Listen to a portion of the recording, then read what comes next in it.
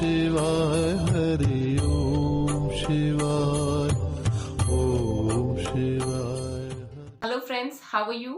I'm Richa Basi from Shiva Occult Masters by Harvin's. Shiva Occult Masters में आप सबका स्वागत है।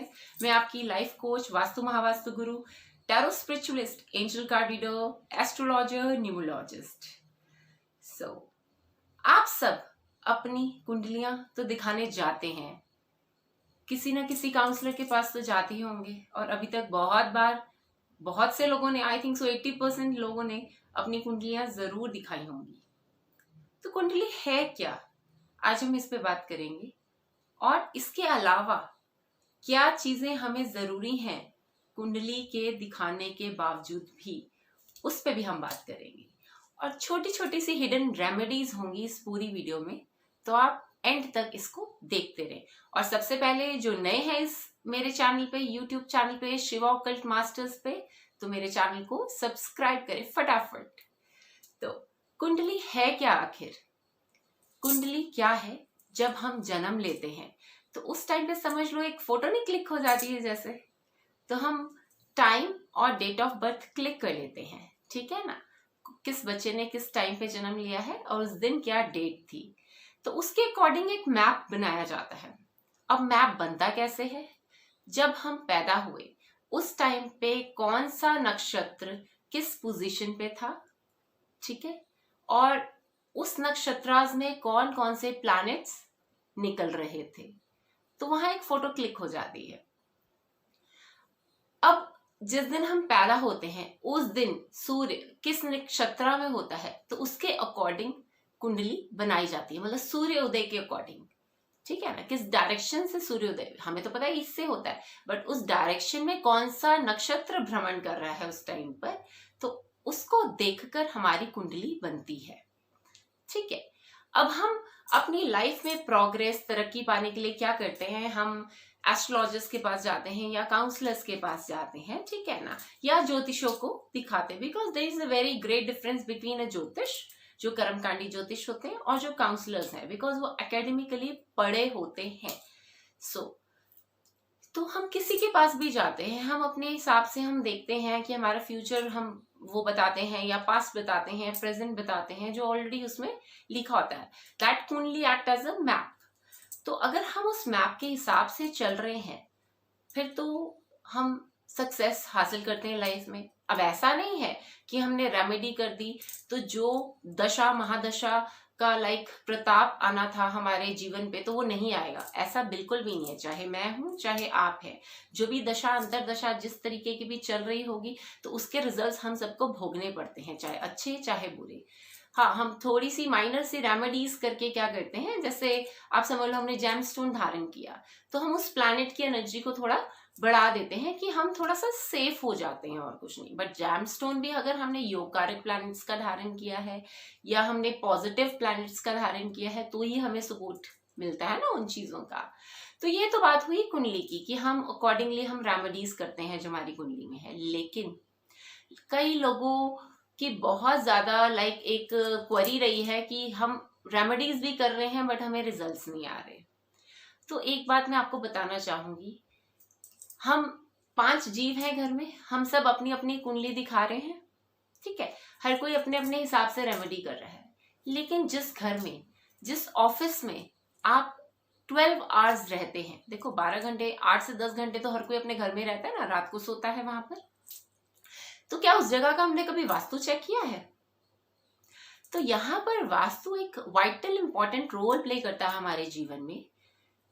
वास्तु अगर हमारा बैलेंस्ड है, अगर हमारी जो एनर्जीज हैं हमारे घर की, जिस स्थान पे हम निवास करते हैं या जिस स्थान पे हम कार्य करते हैं, उस स्थान की सारी एनर्जीज बैलेंस्ड हैं, ठीक है, फिर तो हमें सक्सेस मिलती है रेमेडीज में भी। लेकिन अगर हम अपनी रेमेडीज करी जा रहे हैं, लेकिन हम उस जगह पे रहते हैं जहां पर वास्तु डिस्टर्ब्ड है, तो वो रेमेडीज असर नहीं करेंगी ना। अब बहुत बार देखा गया है कईयों की कुंडलियों में दशा इतनी अच्छी होती है कि बस हर कोई देखकर ये कहेगा इनके तो इस टाइम पे फेम, मान सम्मान और खूब पैसा लिखा हुआ है, आना है, लेकिन स्टिल नहीं आ रहा होता। आएगा, ऐसी बात नहीं है, दशा है तो आएगा, लेकिन रुक रुक के आएगा अगर आपके घर का वास्तु ठीक नहीं है, अगर आपके ऑफिस का वास्तु ठीक नहीं है। तो कुंडली के साथ साथ आपको वास्तु पे भी बहुत ज्यादा ध्यान देने की जरूरत है। अब आजकल तो बहुत इजी हो गया है, पहले जमाने और थे, वास्तु अलग तरीके से होता है। अब महावास्तु ने आके, वास्तु और महावास्तु जब कंबाइन हुआ है तो हमें बहुत इजी हो गया है, बिना तोड़ भन किए, लाइक बिना कुछ तोड़े, बिना कुछ रिकंस्ट्रक्ट किए हम अपने घर का वास्तु स्टेबल कर सकते हैं। अब पहले क्या होता था, पहले स्क्वायर प्लॉट्स करते थे या बहुत स्पेस होती थी। अब ड्यू टू अर्बनाइजेशन आप खुद देखें जगह की कमी कितनी है। अब कॉन्ट्रैक्टर्स या बिल्डर्स भी बेचारे क्या करें, उनको तो अपना काम करना है ना, रोटी सबने कमानी है, तो उनको अपनी बिल्डिंग्स बनानी है। लेकिन अब उसमें क्या नजरअंदाज हो गया, वास्तु। तो लेकिन महावास्तु ने इतनी टेक्निक्स, इतनी टेक्नोलॉजीज दे दी हैं कि हम बिना कुछ तोड़े, बिना हिलाए, बिना डिस्टर्ब किए हम वहां का वास्तु एनर्जीज को एक्टिवेट कर सकते हैं। करना क्या है, छोटी छोटी रेमेडीज होती हैं जो किसी को पता भी नहीं चलता। कलर थेरेपीज होती हैं, कौन सी डायरेक्शन में कौन सा कलर होना चाहिए या कौन सा ज्यादा होना चाहिए, कौन सा कम होना चाहिए, मतलब छोटी छोटी चीजें। उसके अलावा बहुत और भी चीजें होती हैं। अगर हम डीप टेक्निकल वास्तु में जाएं तो थोड़ा सा फेरबदल करके हम बहुत अच्छी प्रोग्रेस अपने जीवन में पा सकते हैं, अगर हमने अपनी डायरेक्शनल सपोर्ट हासिल कर लिया है। तो इसीलिए वास्तु हमारे जीवन में बहुत इंपॉर्टेंट है।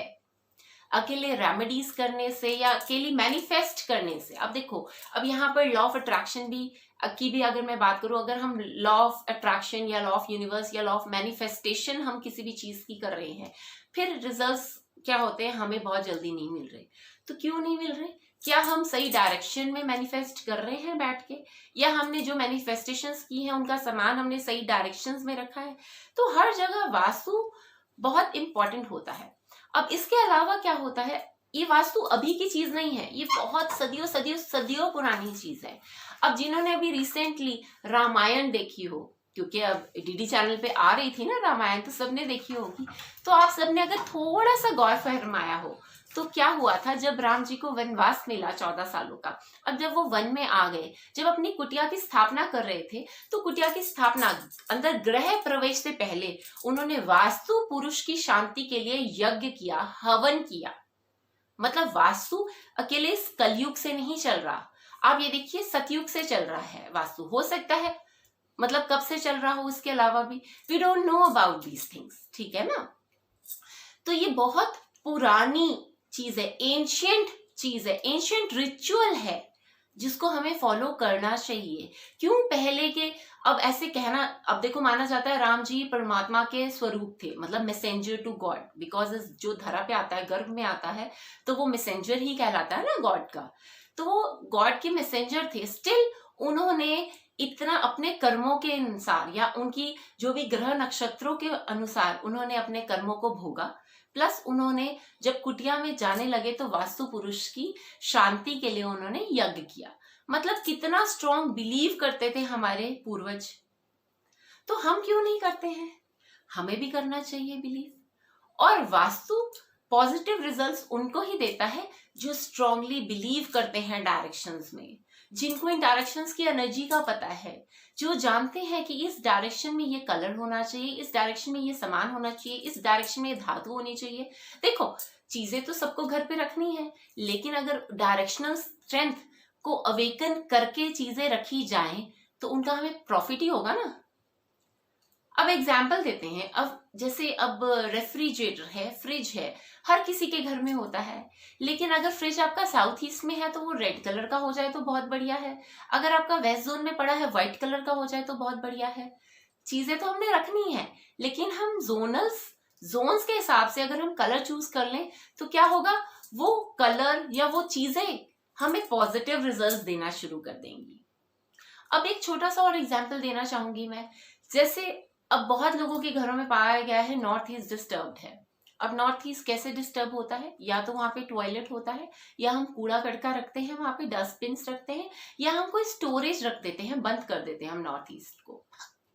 तो देखिए कितनी प्रॉब्लम्स पाई जाती हैं ऐसे लोगों के घर में जिनके घर में टॉयलेट होता है। उनकी सबसे पहले तरक्की किस तरह की, मेंटल, फिजिकल स्पिरिचुअल ब्लॉकेज उनके घर में पाई गई है, ठीक है। उसके अलावा फैमिली आगे नहीं बढ़ पाती है उनकी, अगर बढ़ भी जाती है तो मेल चाइल्ड की कहीं ना कहीं प्रॉब्लम रहती है। मेल चाइल्ड हो भी गया तो उस बच्चे की growth, mentally Vikas, because north east क्या है, हमारा ईशान कोण, हमारा दैव्य कोण, हमारा देव कोण है। तो देव कोण क्या है, वहां पे कहते हैं परमात्मा वास करते हैं उस कोण में, ठीक है। वैसे तो परमात्मा चारों दिशाओं में है, लेकिन एक जगह दी गई है देवों को, देव कोण, ईशान कोण कहा गया है कि वहां पर हमारा बृहस्पति ग्रह भी होता है, ठीक है ना। अब जिनका ये डिस्टर्ब्ड होता है तो वो कितनी प्रॉब्लम से निकलते हैं। अब ऐसा नहीं है, बहुत लोगों के क्वेश्चंस आएंगे कि अब हमारे घर में तो वॉशरूम ही है क्या, तो उसकी रेमेडी हो सकती है। महावास्तु ने इतनी अच्छी टेक्नोलॉजीज निकाली है कि बिना किसी को हिलाए हम कैसे रेमेडीज करते हैं उस जगह की, ठीक है ना। अब नॉर्थ ईस्ट में ही क्या है, अगर हम अलग कलर आ जाए, अब देखो अग्नि उठ के अगर इस कोण में आ जाए तो क्या करेगी, उसको नाश करेगी ना। और बहुत लोगों का मानना है, हर कोई अपना पूजा घर किस में बनाता है, नॉर्थ ईस्ट में। लेकिन मैं आज आपको राज की बात बताऊं, पूजा घर के लिए बेस्ट जगह कौन सी होती है, वेस्ट। वेस्ट डायरेक्शन स्पिरिचुअलिटी से जुड़ी होती है। नॉर्थ ईस्ट में आप पूजा घर की जगह, पूजा घर होना अच्छी बात है, लेकिन बेस्ट रिजल्ट चाहिए तो आपको वेस्ट में होना चाहिए। और नॉर्थ ईस्ट में अगर आप बच्चों की लाइब्रेरी बनाएं, पढ़ने की जगह बनाएं बच्चों की, तो आप देखना आपके बच्चे कितनी मजे से पढ़ते हैं और कितना एक्सेल करते हैं। मतलब हर डायरेक्शन की जो चीजें वो डायरेक्शन हमें देती हैं तो हमें उसका लाभ उठाना है। वास्तु सिर्फ यही है, वास्तु कोई भ्रम नहीं है, वास्तु किसी भी तरह का वो नहीं है कि वहम में डालता है। नो, डायरेक्शनल स्ट्रेंथ को बढ़ाओ, जिस डायरेक्शन की स्ट्रेंथ कम है सिर्फ, और उसका लाभ उठाओ। तो this is all about vastu. और वास्तु बैलेंस करके अगर हमें एक पुश मिल जाता है, समझ गए ना, मतलब एक पीछे से डिवाइन हेल्प मिल जाती है, तो हमारा क्या चाहता है। और आप घर बैठे बैठे अपना वास्तु बैलेंस कर सकते हैं। ये जरूरी नहीं है कि किसी आपको बहुत ज्यादा एक्सपर्टाइज की जरूरत है, माइनर सी चीजें तो आप खुद भी चेंज कर सकते हैं।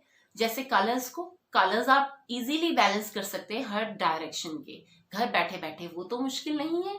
अगर गलत कलर हमारा गलत डायरेक्शन में एंटी एक्टिविटी हुई है, कलर चेंज कर दें, that's it, it's not difficult. और वो हमारे बजट में भी आती हैं सारी चीजें। सो थोड़ी सी रेमेडीज करके, थोड़ा सा फेरबदल करके हम बहुत सी अच्छी चीजों का लाभ उठा सकते हैं। तो आज से ही आप अपने घर का वास्तु खुद ब खुद चेक कीजिए, देखिए कहीं एंटी कलर तो नहीं है, कोई एंटी एक्टिविटी तो नहीं हो रही आपकी पॉजिटिव डायरेक्शंस में। और धीरे धीरे मैं आपको बताऊंगी कौन सी डायरेक्शंस में क्या चीजें होनी चाहिए जो कि हमें सपोर्ट करे उन डायरेक्शनल स्ट्रेंथ को बढ़ाने में। So like the video, share the video because आपने इससे कुछ सीखा है, एंड सब्सक्राइब माई चैनल। और टेक केयर, स्टे ब्लेस्ड, हर हर महा